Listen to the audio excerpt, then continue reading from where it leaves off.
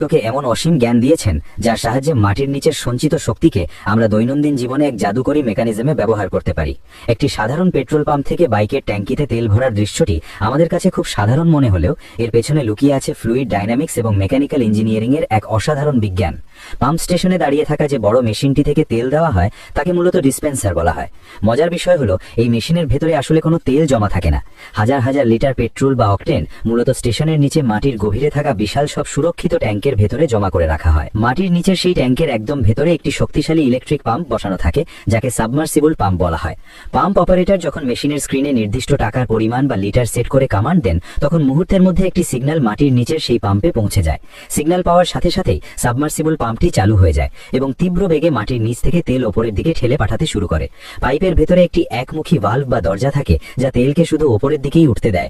Pump বন্ধ হয়ে গেলে এই ভালভটি আটকে গিয়ে পাইপের তেলকে নিচে নামতে বাধা দেয়। তেল যখন মাটির নিচ থেকে ডিসপেন্সার মেশিনের ভেতরে প্রবেশ করে তখন প্রথমে এটি একটি সূক্ষ্ম ছাঁকনি বা ফিল্টারের ভেতর দিয়ে যায়।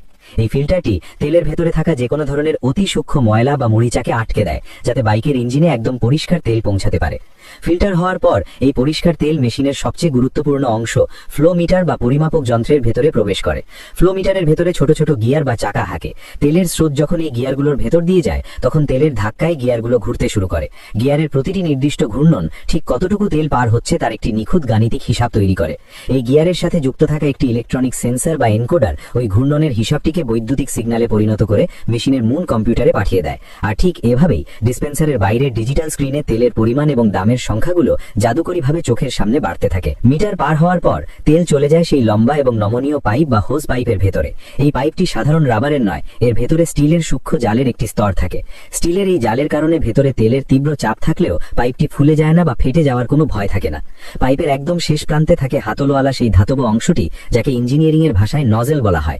অপারেটর যখন নজেলের হাতলটি চাপ দেন তখন এর ভেতরের একটি শক্তিশালী স্প্রিং সংকুচিত হয়ে যায় এবং একটি মূল ভালভ বা দরজা খুলে যায়। ভালভ খুলে যাওয়ার সাথে সাথেই পাইপে অপেক্ষমান তেল তীব্র বেগে বেরিয়ে এসে সরাসরি বাইকের ট্যাঙ্কির ভেতরে পড়তে শুরু করে। তেল ঢোকার সাথে সাথে বাইকের ট্যাঙ্কির ভেতরে থাকা বাতাস নজেলের চারপাশ দিয়ে ধীরে ধীরে বাইরে বেরিয়ে আসতে থাকে। অনেক সময় বাইকের ট্যাঙ্কি ফুল হয়ে গেলে নজেল থেকে তেল পড়া নিজে থেকেই বন্ধ হয়ে যায়, যা অটো কাট অফ নামে পরিচিত। এর পেছনের বিজ্ঞানটি আরো বেশি রোমাঞ্চকর।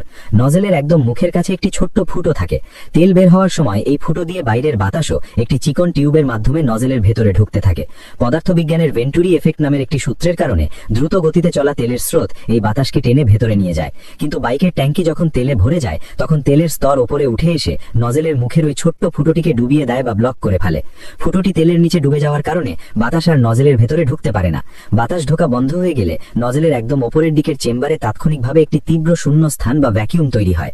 এই ভ্যাকিউম বা শূন্যস্থানের টানে নজেলের ভেতরে থাকা একটি ছোট রাবারের পর্দা বা ডায়াফ্রাম ভেতরের দিকে প্রবল জোরে সংকুচিত হয়ে যায়। ডায়াফ্রাম সংকুচিত হওয়ার সাথে সাথে এটি নজেলের হাতলের ভেতরের একটি মেকানিক্যাল লক বা সুইচকে টেনে খুলে দেয়, যা মূল ভালভটিকে সজোরে বন্ধ করে দেয়। এর ফলে পাম্প অপারেটর হাতলটি চেপে ধরে রাখলেও ভেতর থেকে আর এক ফোঁটাও তেল বেরোতে পারে না এবং তেল উপচে করে যাওয়া থেকে বেঁচে যায়। অনেক আধুনিক পাম্পে তেলের গ্যাস বা বাষ্পকে আবার ফিরিয়ে নেওয়ার জন্য ভেপার রিকভারি সিস্টেম নামের একটি বিশেষ মেকানিজম যুক্ত থাকে।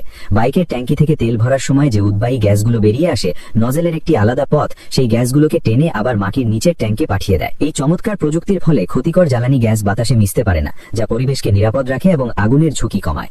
অটো কাট অফের পাশাপাশি মেশিনে আগে থেকে সেট করে রাখা টাকার পরিমাণ শেষ হয়ে গেলেও কম্পিউটারের সিগন্যাল মাটির নিচের পাম্পটিকে বন্ধ করে দেয়। নির্দিষ্ট লিটারের একদম কাছাকাছি আসার পর মেশিনের ভেতরের একটি বিশেষ ভালভ তেলের গতি ধীর করে দেয় যাতে হিসাবের সামান্যতম ভুলও না হয়। ডিসপেন্সারের ভেতরে থাকা মাইক্রো প্রসেসরটি গিয়ারের ঘূর্ণন এবং আগে থেকে দেওয়া তেলের রেট বা দাম একসাথে হিসাব করে সবচেয়ে নিখুঁত ফলাফল স্ক্রিনে ফুটিয়ে তোলে। বাইকে তেল দেওয়া শেষে নজেলটি যখন আবার মেশিনের গায়ে রাখা হয় তখন এর একটি সুইচ কম্পিউটারে সিগন্যাল পাঠায় যে কাজ শেষ হয়েছে। সিগন্যাল পাওয়ার পর মেশিনটি তার আগের হিসাবগুলোকে মুছে দিয়ে পরবর্তী গ্রাহকের জন্য নিজেকে 0 বা 0-তে রিসেট করে নেয়। মাটির নিচে থাকা একটি শক্তিশালী পাম্প থেকে শুরু করে হাতের নজেল পর্যন্ত পুরো মেকানিজমটি মেকানিক্যাল এবং ডিজিটাল ফিজিক্সের এক নিখুঁত সমন্বয়। আধুনিক ফ্লো মিটারগুলো এমনকি তাপমাত্রার কারণে তেলের ঘনত্বের পরিবর্তন হলেও তার হিসাব নিজে থেকেই ঠিক করে নিতে পারে। সুরক্ষার জন্য হোজ পাইপের মাঝখানে একটি ব্রেকআওয়ে ভালভ থাকে। কেউ যদি ভুলে নজেল বাইকে রেখেই গাড়ি চালিয়ে দেয়, তবে এই ভালভটি খুলে গিয়ে নিজে থেকেই তেলের লাইন বন্ধ করে দেয়। নজেল এবং পাইপের ভেতরে একটি বিশেষ তার থাকে যা ঘর্ষণের ফলে তৈরি হওয়া স্ট্যাটিক ইলেকট্রিসিটি বা স্থির বিদ্যুৎকে সরাসরি মাটিতে পাঠিয়ে দেয়, যাতে কোনো স্ফুলিঙ্গ তৈরি না হয়। মানুষের তৈরি এই দৈনন্দিন ব্যবহারের যন্ত্রটির ভেতরেও যে এত নিখুঁত সুরক্ষা এবং ফিজিক্সের সূত্র লুকিয়ে আছে তা 3D অ্যানিমেশনে খুব সহজেই বোঝা যায়। মিলিয়ন বছর ধরে মাটির গভীরে তৈরি হওয়া এই জাদুকরী শক্তি মানব সভ্যতার যোগাযোগ ব্যবস্থাকে সম্পূর্ণ বদলে দিয়েছে। একটি তরল পদার্থকে রাসায়নিক শক্তি থেকে যান্ত্রিক শক্তিতে রূপান্তর করার প্রথম ধাপটি শুরু হয় এই পেট্রোল পাম্পের নজেলের মাধ্যমে। অত্যন্ত দাহ্য এবং শক্তিশালী এই তরলটি যতক্ষণ না পর্যন্ত ইঞ্জিনের ভেতরে পৌঁছায় ততক্ষণ পর্যন্ত একে পুরোপুরি সুরক্ষিত রাখে পাম্পের এই মেকানিজম। আমাদের প্রতিদিনের জীবনে ঘটে যাওয়া সাধারণ বিষয়গুলোর পেছনেও বিজ্ঞান সবসময় এক অসীম এবং জাদুকরী গাণিতিক নিয়মে কাজ করে চলেছে। অটো কাট অফের ভেন্টুরি এফেক্ট থেকে শুরু করে ফ্লো মিটারের গিয়ার সবকিছুই ফিজিক্সের এক চমৎকার উদাহরণ। মানুষের বুদ্ধিমত্তার এমন নিখুঁত সমন্বয় প্রমাণ করে যে এই মহাবিশ্বের প্রতিটি নিয়মের পেছনে এক অসীম জ্ঞানের ছোঁয়া রয়েছে। মহান সৃষ্টিকর্তা আল্লাহ মানুষের মস্তিষ্ককে ব্যবহার করে এই পৃথিবীতে এমন সব অবিশ্বাস্য মেকানিজম তৈরি করিয়েছে